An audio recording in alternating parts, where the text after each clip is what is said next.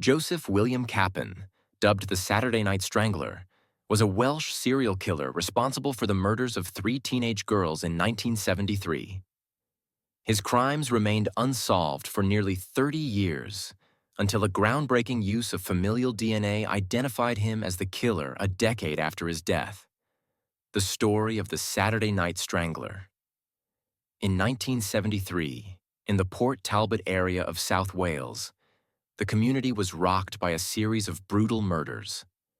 The victims, 16-year-old Sandra Newton, Pauline Floyd, and Geraldine Hughes, were all targeted on Saturday nights, lured into a car, a light-colored Austin 1100, taken to remote locations, raped, and strangled.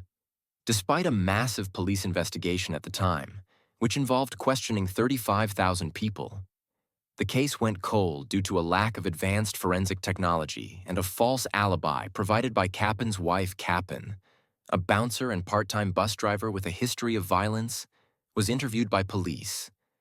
But his car was on blocks at the time, and he was ruled out as a suspect. The case remained a mystery for decades until the late 1990s and early 2000s, when advances in DNA technology allowed detectives to obtain a full DNA profile of the killer from the victim's clothing. When this profile yielded no direct match on the police database, investigators employed a groundbreaking technique: familial DNA searching. They found a partial DNA match to Paul Kappen, Joseph's son, who was on the database for a minor car theft offense.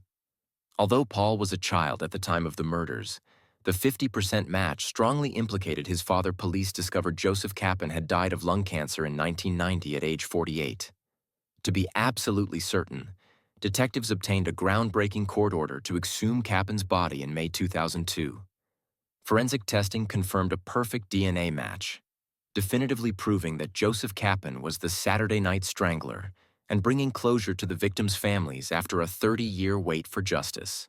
This was the first time in the UK that a suspect's body was exhumed to prove guilt using DNA evidence.